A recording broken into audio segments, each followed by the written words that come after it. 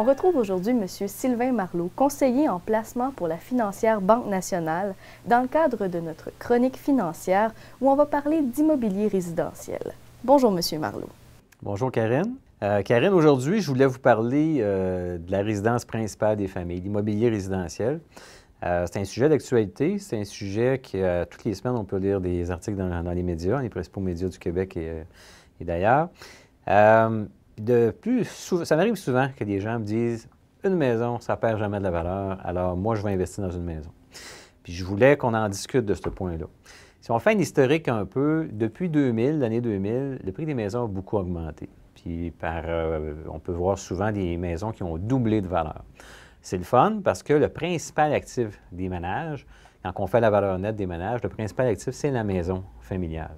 Alors, la valeur nette des familles, elle a beaucoup monté depuis 2000 à cause de la maison. Est-ce que c'est toujours comme ça? Écoutez, c'est pas toujours comme ça. Si on revient un peu en arrière, les années 80 avaient été fantastiques aussi, mais les années 90 n'avaient pas été bonnes. À titre d'exemple, quelqu'un qui avait acheté une résidence en 1988-89, 10 ans plus tard, en 98-99, sa maison, dans le meilleur des cas, elle valait bien souvent le même prix, puis des fois, la maison valait moins. Les gens étaient patients, on a eu une autre bonne dizaine, alors là, en ce moment, beaucoup de gens qui en chiffrent de 10 ans, ça vaut plus qu'avant. Est-ce que ça peut revenir, cette baisse-là? Est-ce qu'on a atteint un apogée? Écoutez, j'ai gardé quelques découpures de presse, je vais vous en faire la lecture rapidement. En une que j'ai découpée le 22 décembre 2011 qui dit « Le Fonds monétaire international qui pense que les perspectives sont favorables, mais que les risques sont élevés pour le Canada. » Un autre article de la Banque royale, publié le 19 décembre 2011, « L'endettement et l'immobilier sont à la limite », prévient la Banque royale. Un autre article découpé le 6 décembre passé, « Le marché défie toute logique », dit Remax, qui est l'agent d'immeubles. Le 13 juin 2011, l'immobilier à Vancouver, dur d'acheter un immeuble à Vancouver sans gagner à la loto. On va dire que c'est très cher. Le 10 avril 2011, immobilier, les taux hypothécaires, les taux d'intérêt vont monter.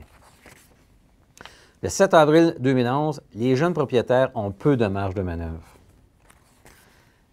Février 2011, il y a à peu près 11 mois, immobilier, les résidences canadiennes pourraient perdre jusqu'à un quart de leur valeur. On parle de 25 de baisse.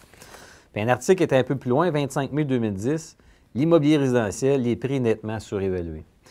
Alors écoutez, c'est bien documenté, c'est accessible pour toutes les familles. Il ne faudrait pas se surprendre que si dans les prochaines années, les maisons, peut-être dans le meilleur des cas, vont garder la même valeur pendant plusieurs années, ou on va peut-être même voir des baisses de prix.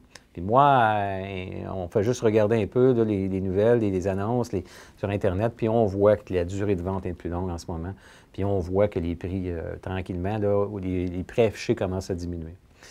Là-dessus, il faut mentionner, il y a des gens qui me disent des fois, « Voyons donc, ils ne monteront pas des taux d'intérêt, parce que les taux d'intérêt, si les banques centrales montent les taux, ils vont tuer l'économie. » Écoutez, les taux d'intérêt depuis quelques années ont beaucoup baissé, les banques centrales voulaient repartir l'économie. Il y a du pour et du contre. En ce moment, il y a de l'inflation, on voit le prix de l'alimentation monter, on voit le prix de l'essence monter. L'inflation moyenne est à 2 %, les taux d'intérêt sont en bas, et à un moment donné, les taux d'intérêt vont remonter. Je ne sais pas quand, ça va peut-être prendre 6 mois, 1 an et demi, mais attendez-vous à voir les taux d'intérêt remonter. Ensuite de ça, le niveau d'endettement, il faut bien prévenir les familles, c'est qu'il y a 20 ans, là, les gens avaient 80 de dette, si on parle de la dette sur le revenu familial. Aujourd'hui, on est à 150 Fait que ça, c'est une alarme qu'il faut sonner. Écoutez, faites attention, à un moment donné, les taux d'intérêt vont remonter. Si vous jugez que vous avez la capacité d'endettement pour acheter une maison, c'est correct, mais attendez-vous à ce que ça va vous coûter plus cher votre loyer pour la résidence au cours des prochaines années.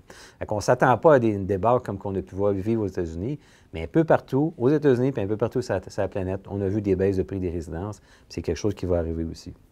Ma conclusion pour aujourd'hui, c'est que le taux d'endettement des ménages est très élevé. Le prix des maisons, moi, je pense, avec ce qu'on peut lire, que les prix ont atteint une limite et puis soyez capables de supporter une baisse de prix si elle arrive.